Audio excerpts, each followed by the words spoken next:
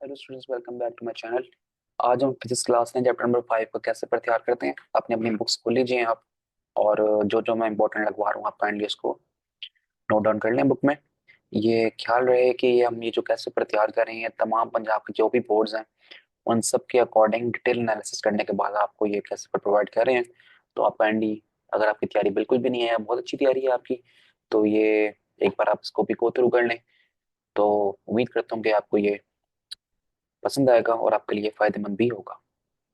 ठीक है, अब हम देखते हैं कि लॉ ऑफ ग्रेविटेशन को क्या करना है। लॉन्ग के लिए करना है, प्लस शॉर्ट क्वेश्चन में इसकी डेफिनेशन आ सकती है। बाकी लॉन्ग के लिए तो आपने डायग्राम भी करनी है इसकी, डेरिवेशन भी करनी है इसकी, और वैल्यू जी तक यहाँ तक कर लें बस। हाँ, बस यहाँ तक कर लें, ठीक है, ये जी की वैल्यू तक। Law of gravitation and Newton's third law of motion. ठीक है, ये आपने इसको पूरा पैराग्राफ करना है। लॉ ऑफ ग्रेविटेशन का लॉन्ग आए ना तो आपने यहाँ तक लिखना है पूरा। ठीक है, वो भी लिखना ऊपर वाली बातें भी और ये भी लिखना साथ में। और अगर अलग से शॉर्ट क्वेश्चन आए तो फिर ये तो आपने पूरा करना ही करना है।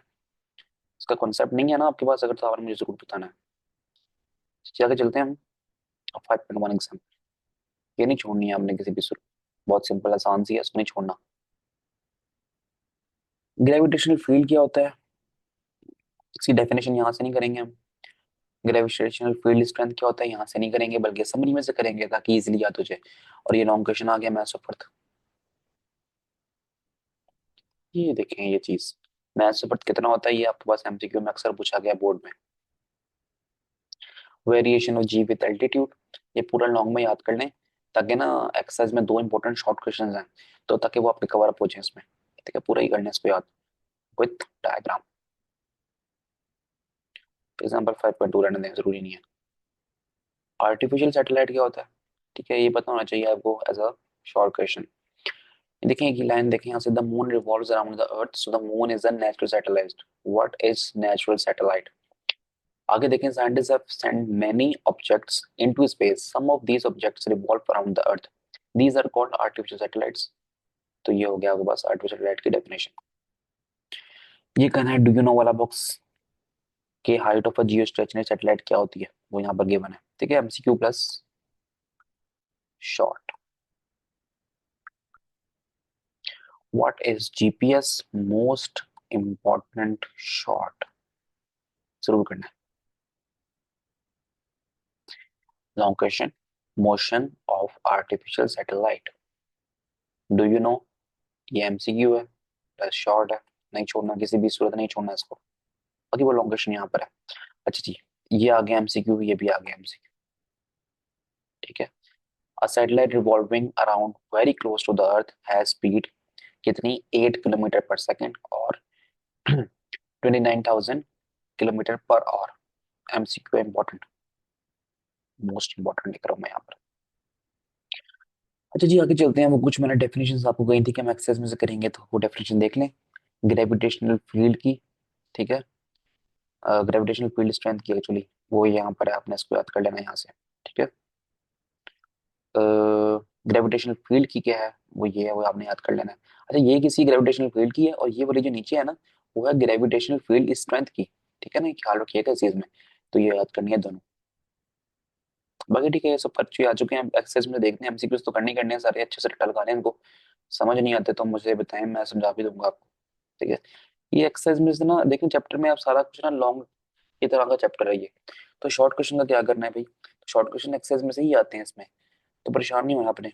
ठीक है, ये मैंने बताया आपको, जीएस स्टेशनरी ऑर्बिट ड्यूनो वाला बताया मैंने आपको, ये वही है, उसी वही आंसर है इसका।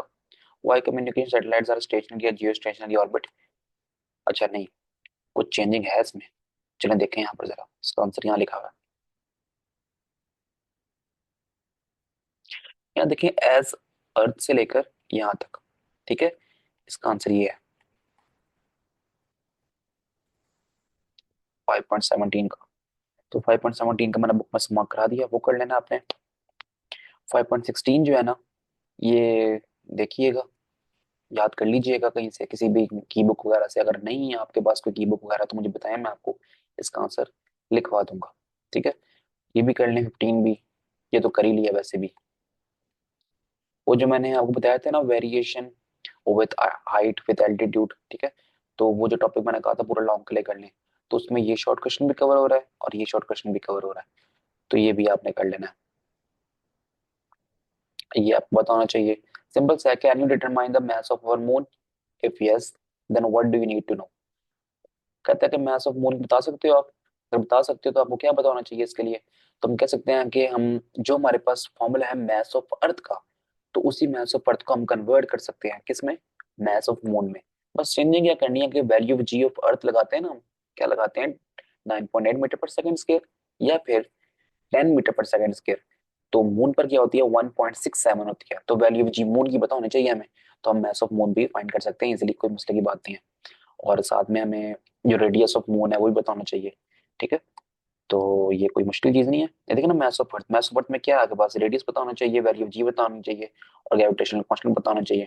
ठीक है, तो मास ऑफ मून भी हमें ये चीजें बतानी चाहिए, कोई मुश्किल नहीं है इसमें। ये लॉन्ग में कर चुके हैं, ये भी लॉन्ग में कर चुके हैं, ये कर लेना आपने, ये भी हम समरी में से याद कर चुके हैं। ये रहने दें, ये भी रहने दें, ये भी याद कर चुके हैं, ये भी करना है, ये भी करना है। तो ठीक है, इनके आंसर्स जो है ना, कुछ के आंसर मैंने बुक पे मार्क करवा दिए हैं और कुछ के आंसर्स जो है ना, अगर आपको नहीं मिलते कहीं पर तो आपने मुझे जरूर बताना है, ताकि मैं इनके आंसर्स आपको प्रोवाइड कर सकूं। कोई मसले की बात नहीं है मेरे लिए, मैं अभी लिखवा दूं, लेकिन हम ये वीडियो इसलिए नहीं बना रहे हैं, हम सिर्फ गैस पेपर के लिए बना रहे हैं।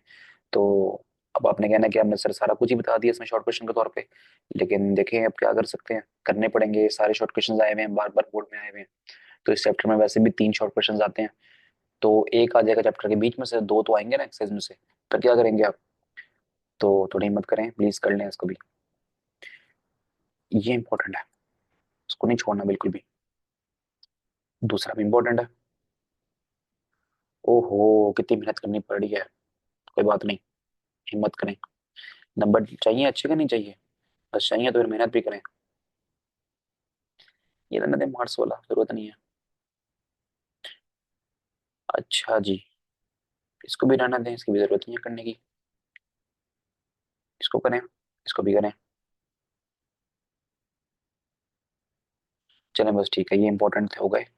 अगर आपने बाकी भी करने हैं तो आपकी मर्जी है बाकी, लेकिन ये जो 4 है ना, ये इंपॉर्टेंट है। आपने पीछे एग्जाम्पल बताई है, वो भी इंपॉर्टेंट है। तो ठीक है, इस चैप्टर में जो कुछ था वो हमने कर लिया कवर अप। तो हम मिलते हैं फिर नेक्स्ट वीडियो में चैप्टर नंबर 6 के साथ। तब तक के लिए अपना ख्याल रखिएगा। अगर आपको वीडियो पसंद आ रही है तो आप प्लीज इसको लाइक कीजिए और चैनल को भी सब्सक्राइब कर दें। ठीक है, ताकि हम मजीद इंफॉर्मेटिव वीडियोस आपके लिए बनाते रहें। ओके जी, थैंक यू।